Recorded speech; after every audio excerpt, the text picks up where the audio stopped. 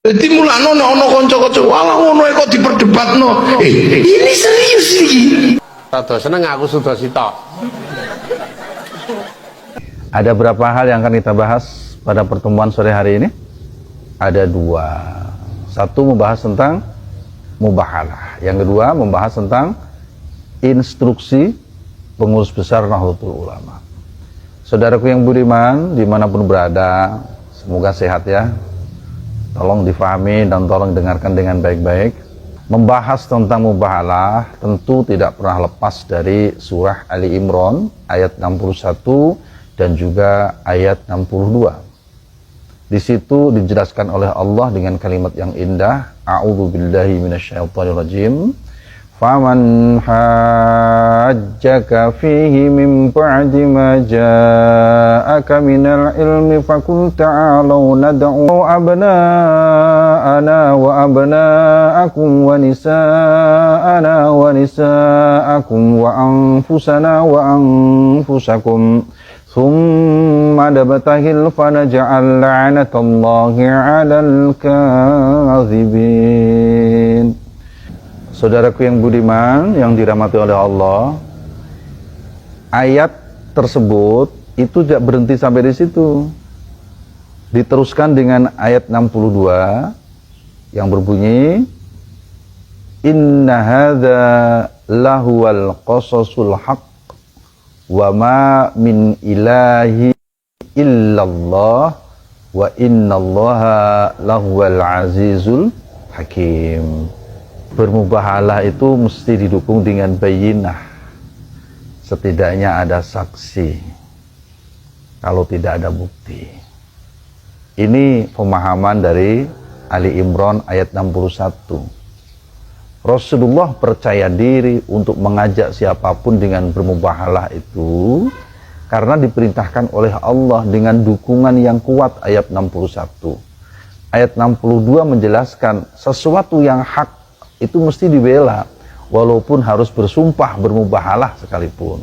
Nah, hak di sini, saudaraku yang budiman, bukan hantam kromo asal yakin saja, tapi keyakinan yang didukung dengan bukti, setidak-tidaknya ada saksi yang kuat. Nah, bagaimana berkaitan tentang mubahalah terhadap nasab Pak Alwi? Kami sampaikan, saudaraku, sebaiknya tidak usah bermubahalah. Itu sesuatu yang konyol menurut saya. Sebab bayinahnya, buktinya, fakta, data, dan realita menunjukkan bahwasanya Mbak Alwi itu tidak terkonfirmasi sebagai dzurriyyah Kanjeng Nabi SAW. Setidak-tidaknya melalui kitab nasab yang sering kami kupas, silakan diikuti kajian masalah nasab lagi. Yang kedua, kajian ilmu filologi, manuskrip-manuskripnya dan juga sejarahnya silakan dibuka. Yang berikutnya, kajian berdasarkan sejarah, apalagi didukung dengan ilmu namanya ilmu rijadul hadits. Bahkan kalau kita mau buka, justru ilmu genetika pun tidak menunjukkan ke sana.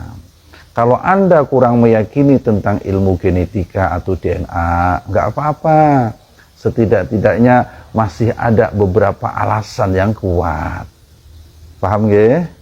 Jangan sampai kita malah berdebat masalah DNA-nya. DNA-nya gimana zaman Rasulullah? Bla bla bla bla bla bla, kan begitu. Nah, bagaimana dengan leluhur-leluhur kita di zaman dahulu, guru-guru kita di zaman dahulu yang meyakini atau mungkin ada yang bermubahalah bahwasanya Ba'alawi adalah dzurriyyah Nabi. Iya, zaman dahulu bukti tidak terungkap. Jadi tidak ada panduan, tidak ada referensi. Mereka meyakini berdasarkan dzon, prasangka. Gak ada referensi lagi. Ataupun ada, tapi tidak dibuka pada saat itu.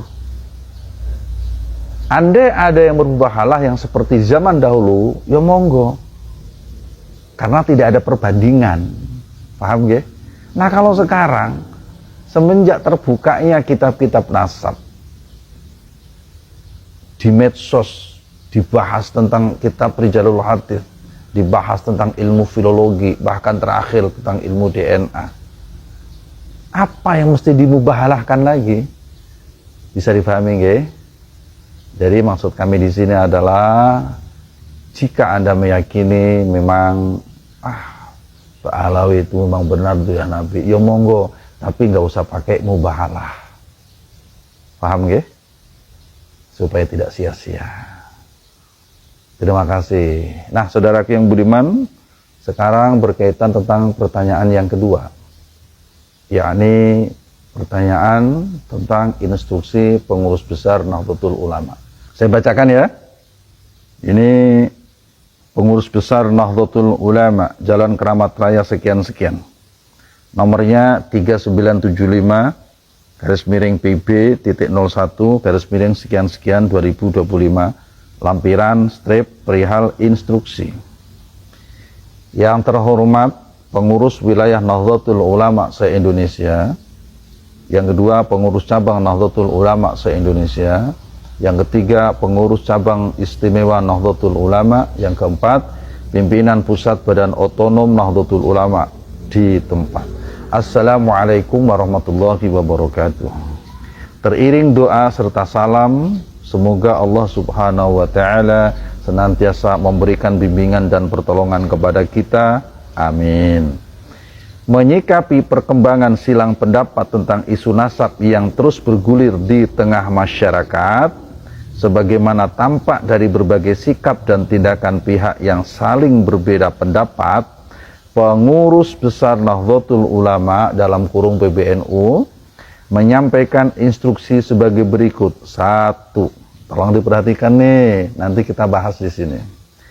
Hendaknya seluruh fungsionaris, pengurus dan kader Nahdlatul Ulama senantiasa berpegang teguh pada khittah Nahdlatul Ulama sebagai landasan berpikir, bersikap dan bertindak warga Nahdlatul Ulama yang harus dicerminkan dalam tingkah laku, perseorangan maupun organisasi serta dalam setiap proses pengambilan keputusan. Yang pertama ya, berbicara tentang khittah Nahdlatul Ulama. Ayo semua warga NU buka tuh bagaimana khittah Nahdlatul Ulama.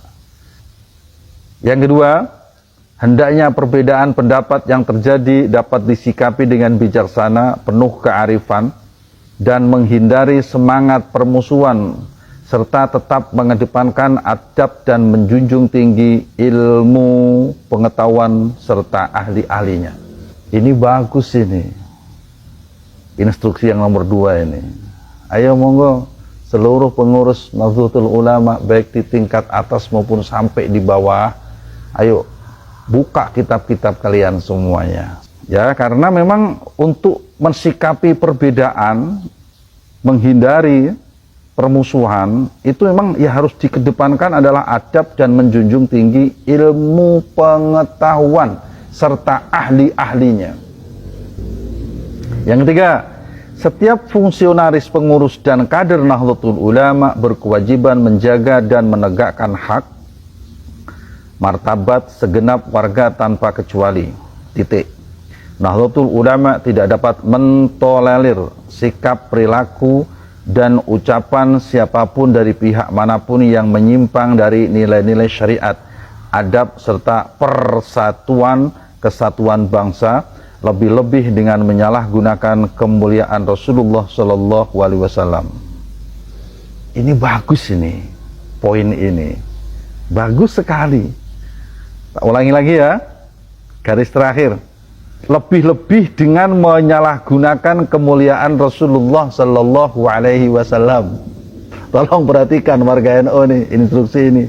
Jangan sampai instruksi ini kontraproduktif ya, antara isi dengan semangat para pengurusnya. Namun demikian, kesalahan dan penyimpangan yang dilakukan oleh orang per orang tidak boleh dijadikan dasar untuk mengobarkan pertentangan dan permusuhan antar kelompok. Perhatikan, boleh berbeda pendapat, tapi tidak boleh saling mencaci, memaki, menghina dan merendahkan, sepakat. Dan siapapun tidak boleh menyalahgunakan kemuliaan Rasulullah Shallallahu Alaihi Wasallam. Yang keempat, yang saya setiap fungsionaris, pengurus dan kader Nahdlatul Ulama berkewajiban mencegah perpecahan, dalam tanda kurung tafarruq, sepakat, dan mendamaikan pertentangan, islah dzatil bain, serta melepaskan diri dari keterlibatan dalam pertentangan mengenai nasab, baik dari keikutsertaan dalam silang pendapat yang meninggalkan adab maupun dari keikutsertaan dalam perkumpulan dan atau organisasi yang sengaja dibentuk untuk menjalankan permusuhan terkait masalah nasab, seperti Perjuangan Wali Songo Indonesia Laskar Sabilillah dalam kurung PWLS maupun organisasi yang berseberangan dengan PWLS. Monggo panjenengan semua ini ditafakuri ya. Ditelaah lagi. Hendaknya setiap fungsionaris, pengurus istiqomah dan dalam disiplin organisasi sesuai dengan baiat jami'iyah, dengan tidak melibatkan diri dan atau menjadi bagian dari organisasi yang berpotensi mengganggu konsolidasi dan keutuhan Jami'iyah Nahdlatul Ulama sebagaimana dimaksud dalam surat edaran PBNU nomor 3391-A-11-A-11-99-01-2025 tentang penegasan perangkat perkumpulan Nahdlatul Ulama. Saudaraku yang budiman, sebetulnya secara tersirat instruksi atau himbauan ini bukan hal yang baru, ya, tapi secara tersurat ini hal yang baru yang dikeluarkan tanggal 2 Juni, berarti Senin kemarin ya, 2025, atau bertepatan tanggal 5 Dzulhijjah 1446 Hijriah. Monggo ditelaah bersama, monggo difikirkan bersama, dan jadikanlah ilmu adalah bahan pijakan kita untuk mensikapi instruksi ini, supaya kita tidak salah langkah dan salah kaprah. Ketahuilah saudaraku yang budiman, ilmu itu cahayanya Allah, ilmu itu cahaya milik Allah. Maka siapapun yang berbicara tentang nasab tanpa ilmu, tentu itu hal yang salah. Siapapun yang berbicara nasab dengan menggunakan kaidah ilmu, monggo itu jadikan bahan kajian untuk semua para gus-gus yang ada di Indonesia. Terima kasih atas perhatiannya. Kita akan mengulas surat edaran yang jelas halnya adalah perihal itu instruksi sebenarnya yang dikeluarkan oleh PBNU Jalan Keramat Raya nomor 164 Jakarta pada tanggal 5 ya Dzulhijjah 1446 Hijriah, bertepatan dengan tahun Masehinya 2025, bulannya Juni, tanggalnya 2 kemarin berarti. Ini instruksi ditujukan kepada segenap pengurus wilayah Nahdlatul Ulama se-Indonesia atau PWNU alias provinsi. Begitu juga PCNU dan pengurus cabang istimewa juga. Ini yang Kota Madiyah Nahdlatul Ulama dan Badan Otonom Nahdlatul Ulama semua di tempat. Assalamualaikum warahmatullahi wabarakatuh. Teriring doa serta salam, semoga Allah Subhanahu wa taala senantiasa memberikan bimbingan dan pertolongan kepada kita. Amin. Bagus, masih bagus. Masih bagus, redaksinya itu cukup bagus ya. Menyikapi perkembangan silang pendapat tentang isu nasab yang terus bergulir di tengah masyarakat, sebagaimana tampak dari berbagai sikap dan tindakan pihak-pihak yang saling berbeda pendapat, pengurus besar Nahdlatul Ulama menyampaikan instruksi sebagai berikut. 1. Hendaknya seluruh fungsionaris, pengurus dan kader Nahdlatul Ulama senantiasa berpegang teguh pada khitoh Nahdlatul Ulama sebagai landasan berpikir, bersikap dan bertindak warga Nahdlatul Ulama yang harus dicerminkan dalam tingkah laku, perseorangan maupun organisasi serta dalam setiap proses pengambilan keputusan. Sudah benar, sudah cukup bagus. Himbauan instruksinya cukup lumayan bagus. Normal ya. 2, hendaknya perbedaan pendapat yang terjadi dapat disikapi dengan bijaksana. Tapi ya memang begitu. Berbeda itu sebuah keniscayaan. Senantiasa berpegang teguh pada gimana? Penuh kearifan dan menghindarkan semangat permusuhan. Tidak ada yang kita musuhi. Yang kita musuhi itu hanya kezaliman, ya, kebatilan, kemaksiatan. Orangnya tidak pernah kita musuhi, ya, tidak pernah. Kekafiran sekalipun tidak pernah kita memusuhinya. Kemurtadan, kemunafikan, kemusyrikan kita tidak pernah memusuhinya. Ya. Hanya para pelakunya itu kita harus menyadarkannya sesuai dengan kemampuan kita bersama, karena amar ma'ruf nahi mungkar itu bukan hanya milik sebuah organisasi atau satu organisasi saja, tidak, tapi seluruh umat manusia, fardu ain hukumnya. Dan menghindarkan semangat permusuhan serta tetap mengedepankan adab dan menjunjung tinggi ilmu pengetahuan serta ahli-ahlinya. Nggih, sudah benar. Harusnya begitu memang. Nomor 3. Setiap fungsionaris pengurus dan kader Nahdlatul Ulama berkewajiban menjaga dan menegakkan hak dan martabat segenap warga tanpa terkecuali. Nggih. Tapi jangan hanya untuk Nahdlatul Ulama saja, seluruh umat manusia se-Indonesia dan seluruh dunia. Wong misi visi Nahdlatul Ulama itu tidak hanya internal saja, tapi global. Merawat jagat kan, menuju peradaban kan katanya, kan begitu semangatnya. Nahdlatul Ulama tidak dapat mentolerir sikap, perilaku dan ucapan siapapun dan dari pihak manapun yang menyimpang dari nilai-nilai syariat, adab serta persatuan dan kesatuan bangsa. Lebih-lebih dengan menyalahgunakan kemuliaan Rasulullah SAW. Imbauan instruksi ini harusnya diaplikasikan, diterapkan, dipraktekkan. Nanti kiai-kiai yang sudah mempraktekkan malah disalahkan. Perlu diingat bersama bahwa yang duduk di struktural itu hanya berapa orangnya, yang banyak itu di kulturalnya. Nahdlatul Ulama itu organisasi besar, ya, yang duduk di strukturalnya harus berjiwa dan berwawasan besar, berjiwa besar, berwawasan luas. Adab serta persatuan, okay. Jadi yang menyalahgunakan kemuliaan Rasulullah SAW, okay, harus diingatkan, mengatasnamakan cucu Rasulullah tapi merusak ajaran Rasulullah. Itu harus diingatkan, diluruskan gitu loh. Ini fungsi dari pengurus dan kader ulama semua tanpa terkecuali. Tapi justru yang mengamalkan ini malah disalahkan. Nah ini bagaimana? Namun demikian kesalahan dan penyimpangan yang dilakukan oleh orang per orang lagi mesti dibelani. Orang per orang, oknum individual katanya, nggih, tidak boleh dijadikan dasar untuk mengobarkan pertentangan dan permusuhan antar kelompok. Dulu ketika kita ditindas oleh penjajah Belanda, Jepang, kalau kita tidak melawan, baik dengan angkat senjata ataupun dengan keilmuan, berorganisasi, berwawasan, yang maka kita tidak akan bisa merdeka. Rasulullah bangkit melawan kafir Quraisy itu atas dorongan perjuangan. Kalau hanya berpangku tangan, ya untuk apa? Ya, untuk apa?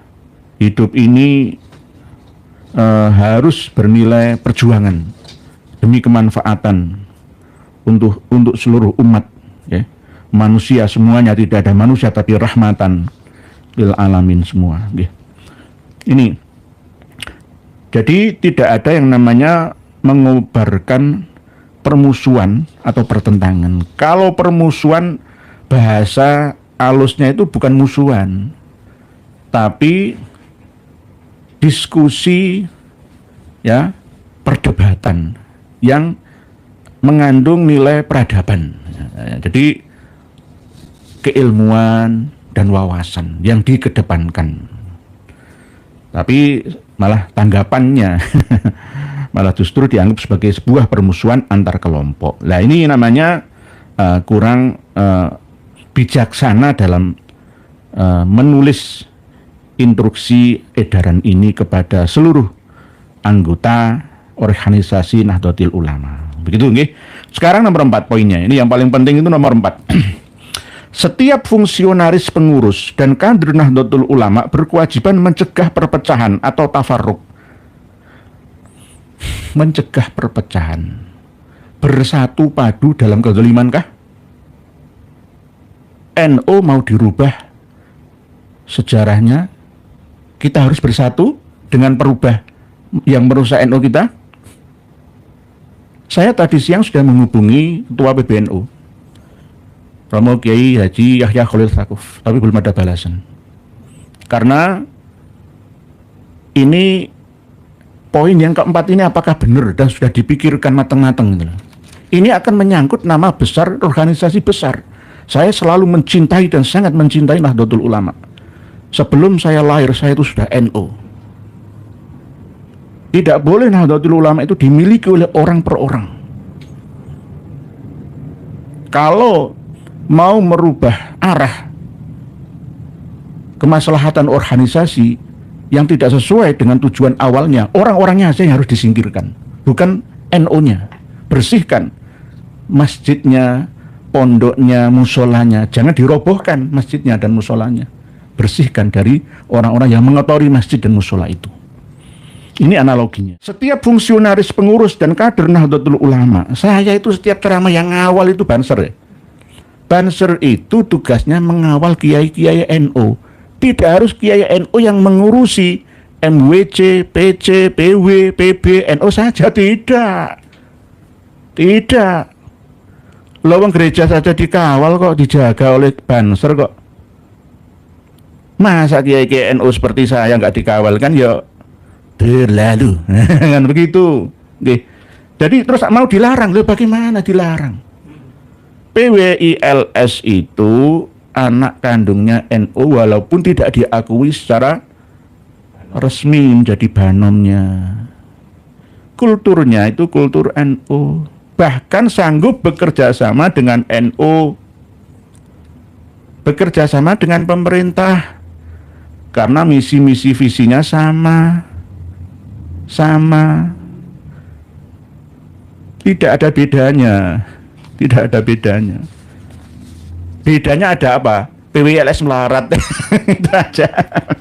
PWLS itu organisasi yang baru berdiri ya 2023. Sebenarnya mau saya sertakan di link bawah video kita AD/ART-nya PWILS, tapi saya pertimbangkan kok kurang afdol ya, nanti saja. Supaya untuk bahan pertimbangan, banyak kiai-kiai dari Jepara, dari mana-mana minta saya kasih untuk menunjukkan bahwa PWILS itu bukan organisasi radikal, bukan organisasi yang mengajak permusuhan dan pertentangan. Itu cara memahaminya. Ini untuk menyadarkan oknum loh ya. Saya ini mengatakan oknum, tidak seluruh pengurus Nahdlatul Ulama mulai dari pusat sampai daerah itu seperti ini menyetujui semua, tidak. 99% sesepuh NU itu mendukung kita. Walaupun saya tidak duduk secara struktural PWILS yang penting ya di dalam gerakan organisasi, tetapi saya mengamini ya misi dan visi PWILS walaupun saya tidak sebagai pengurus utama gitu. Karena apa? Saya ini berada di mana-mana saja. Mencegah perpecahan atau tafaruk dan mendamaikan pertentangan. Ya, ini yang kita tunggu. Kalau ingin damai, ayo panggil PWILS siapa tokoh yang diajukan untuk melakukan diskusi terbuka tentang nasab, keabsahan nasab yang nyambung sampai Nabi kita Shallallahu Alaihi Wasallam. Ya, tidak usah debat di kantor RA, buat apa? Gak ada gunanya. Undang ke kantor pusat PBNU sana, fasilitasi semua, bahsul masailkan, terbuka, ya, di live streaming oleh semua channel bahkan media yang ada di seluruh dunia. Dunia akan melihat kita bagaimana dan seperti apa kualitas pemahaman ulama-ulama Indonesia tentang nasab, dzurriyyah, itrah Nabi kita. Ahlul Bait itu apa? Duriyah itu siapa, asyirah itu seperti apa, ya, itrah itu apa, diterangkan semua nanti biar untuk mencerdaskan semua. Jadi kita ini harus didamaikan supaya tidak ada pertentangan atau islah dzatil bain, serta melepaskan diri dari keterlibatan dalam pertentangan mengenai nasab. Maksudnya itu bagus supaya kawan-kawan yang duduk di Suriah atau pengurus harian PC, PW, MWC itu tidak terlalu masuk dalam kancah perdebatan ini karena nggak punya kitabnya. Mau masuk bagaimana kalau nggak punya kitabnya kok, ya mohon maaf. Kecuali yang mau dan minta ke kita kasih semuanya. Banyak yang sudah paham tapi mau berkata apa itu agak ketakutan karena khawatir melanggar ADART atasan. Gitu, nggih. Mengenai nasab, baik dari keikutsertaan dalam silang pendapat. Sebenarnya itu tidak ada. Silang pendapat pro kontra itu tidak ada sebenarnya. Kalau mau menyadari kebenaran itu yang mana, kan gitu. Kalau memang mau diuji, kebenaran memang harus diuji. Temukan antar kedua pihak yang berbeda pendapat ini. Gitu. Ya, terus silang pendapat yang meninggalkan adab. Meninggalkan adab itu misuh. Pernahkah dari kalangan PWLS ulamanya, ustadznya, pengurusnya yang misuh-misuh itu? Gak ada ya. Justru yang kontra dengan PWLS itu malah yang sumpah serapah, mubahalah. Semua hewan itu keluar namanya. Babi, celeng, sapi, monyet, kera, dan lain sebagainya keluar semua. Nah ini harusnya PBN itu mengeluarkan instruksi edaran yang mengarah ke justru yang membuat permusuhan dengan kata-kata yang tidak beradab seperti ini. Jadi ingatlah bahwa pemimpin sebuah bangsa, negara, dan bahkan organisasi dalam agama itu adalah amanah. Amanah, titipan, jangan khianah. Khianah itu bagian daripada alamatul munafik itu. Alamatul munafik salasah itu. Jadi bahaya. Lebih baik jadi tukang angon kambing domba saja. Nggak usah mengangon ya umat yang ada. Jadi orang yang biasa-biasa saja lah. Itu malah hisabnya sederhana, nggak jelimet nantinya. Saya teruskan nomor 4. Baik dari keikutsertaan dalam silang pendapat yang meninggalkan adab maupun dari keikutsertaan dalam perkumpulan dan atau organisasi yang sengaja dibentuk untuk menjalankan permusuhan terkait masalah nasab. Lah ini loh. Terus di sini itu menyebutkan merek langsung seperti Perjuangan Wali Songo Indonesia, Laskar Sabilillah atau PWILS. Ini loh. Ini namanya tidak beradab namanya. Tadi di nomor 2 ini kan serta tetap mengedepankan adab loh. Dan menjunjung tinggi ilmu pengetahuan serta ahli-ahlinya. Bagus. Lah nomor 4 ini langsung seperti Perjuangan Wali Songo Laskar Sabilillah maupun organisasi yang berseberangan dengan PWILS. Ini menurut etika ya dalam berorganisasi besar itu ya. Tidak boleh. Tidak boleh. Tabayun dulu, panggil ketua PWILS siapa. Saya nggak usah, saya bukan bagian dari struktur PWILS. Saya itu hanya bagian kesejaraan di pusat, di wilayah kesepuan, di daerah juga kesepuan. Itu saya. Jadi seandainya ini saya mengangkat ini, sedikit mengatasnamakan PWILS itu tidak mengapa. Karena memang PWILS itu tujuannya mulia. Tidak pernah minta tambang ya untuk dikelola demi kepentingan organisasi pribadinya, tidak. Belum. Nanti kalau diajak kerjasama dengan negara untuk kesejahteraan seluruh rakyat Indonesia, oke saja. Itu. Lah ini loh, seperti Perjuangan Wali Songo ini termasuk, menyebutkan merek ini. Ini tuduhan yang penuh dengan fitnah loh ini. Bahaya loh ya. Bahaya loh. Loh kiai-kiai sekelas besar seperti ini kok. Ya, yang menandatangani itu, ya tadi saya sudah menghubungi Romo Kiai Haji Yahya Khalil Saqofi yang mulia, tapi masih belum saya lihat WA saya. Jadi berbahaya ini, berbahaya. Ketika kiai-kiai kita diingatkan oleh anak-anaknya lah ya, harusnya diterima dengan legawa. Justru malah berterima kasih kepada mereka. Harusnya, kok malah justru yang mengingatkan itu dimusuhinya. Lah, saya pun juga mau diingatkan. Sama-sama wong namanya watawasau bil haqq, watawasau bis sabr. Tapi dengan cara yang bijaksana. Adab didahulukannya. Katanya serta tetap mengedepankan adab lagi langsung ya. Organisasi yang sengaja dibentuk untuk menjalankan permusuhan. Memang ya saya akui, kawan-kawan semangatnya di PWYLS itu luar biasa. Karena apa? Jelas-jelas melihat kezaliman. Bagaimana makam-makam tua yang terbengkalai di daerahnya dibaalawikan semua. Terus diam saja. Wis, ayo pro kontra ayo hindarkan kontra, ayo pro semua. Terus kita kerjasama dalam kezaliman, nggak apa-apa.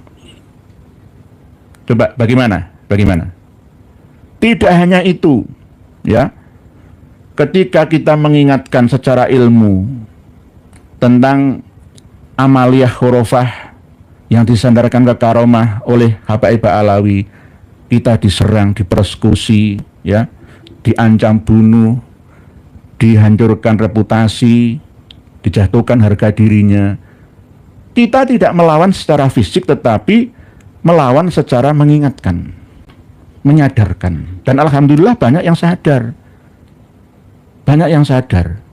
Lah, yang masih belum sadar kok justru malah beberapa oknum yang menduduki struktural Nahdlatul Ulama.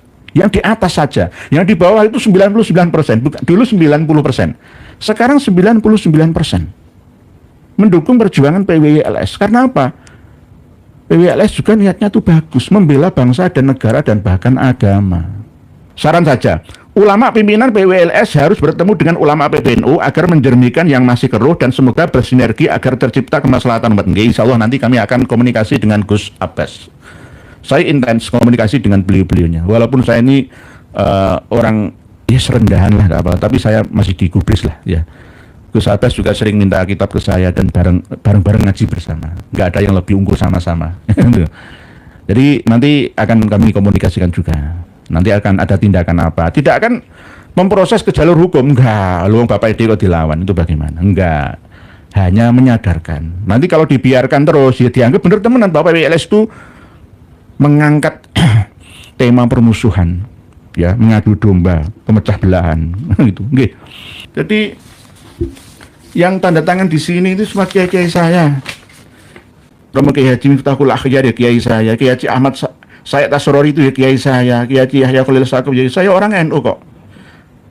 Dr. Andus Haji Saiful Yusuf Sekretaris Jenderal itu ya kiai saya. Saya menghormati beliau-beliaunya, nggak mau saya menjatuhkan nama-namanya ini. Padahal saya punya kuncinya, ini bermasalah semua, itu saya tahu. Mau bongkar? Nah nanti ini namanya fitnah. Saya nggak mau menyebutkan merek lalu menjatuhkan, itu nggak mau. Urusannya beda, organisasi pribadi, urusan pribadi. Saya sering begitu. Kuncinya untuk menjatuhkan Habaib Alawi, tokoh-tokoh besar itu saya punya. Bukan mas saya nggak sombong, saya punya. Tapi saya menutupinya. Karena apa? Allah akan menutupi aibmu jika kamu juga menutup aib saudaramu. Karena tidak semua umat manusia itu sempurna. Pasti ada kekurangannya. Pasti ada. Tidak ada yang sempurna, 100% itu nggak ada. Pasti ada kekurangannya, kesalahannya. Al-insan mahalul khoto' wa nisyan. Jadi ini yang kami pegang selama ini, saatnya kami nggak memegang ini, jatuh semua. Gampang saya menjatuhkan itu gampang. Karena apa? Aib-aibnya saya punya semua. Termasuk 4 orang ini saya punya semua. 4 tokoh besar yang saya hormati ini, saya punya semua. Oke. Tapi saya tidak mau mengait-ngaitkan keluarganya, adiknya, apa korup, enggak, saya enggak mau. Mohon maaf, itu bukan karakteristik saya. Enggak profesional nanti namanya. Saya katakan, masjid itu kalau kotor, jangan dirobohkan. Ya dibersihkan, kan begitu. Walau begitu dibakar itu ya jangan. Indonesia ini juga begitu, kita ini sama-sama warga negara, warga bangsa. Ayo bareng-bareng menata rumah kita bersama. Ibarat kita itu menaiki safinah atau perahu atau kapal, ya. Ada di antara penumpang kapal saudara kita itu yang melubangi kapal kita yang tumpangi bersama, ya. Nanti kita akan turut tenggelam, ya. Kita nasihati jangan begitu, kamu itu salah, gitu loh. Kamu salah. Salahnya apa? Lah kamu kalau melubangi kapal ini akan kemasukan air lalu menenggelamkan kita bersama. Begitu juga Nahdlatul Ulama. organisasi besar yang didirikan oleh muassisnya dulu itu bertujuan untuk benar-benar mencerdaskan ya umat ya, bahkan bangsa dan negara secara keseluruhan. Dan kalau keduniawian itu nomor berapanya saja ya, yang penting itu keumatan, bukan untuk memperkaya diri sendiri itu enggak. Jadi tolong ini diperhatikan yang poin atau nomor 4 ini tadi, ini berbahaya ini memecah belah umat namanya, memecah belah umat, mengadu domba ini namanya, sesama warga Nahdlatul Ulama.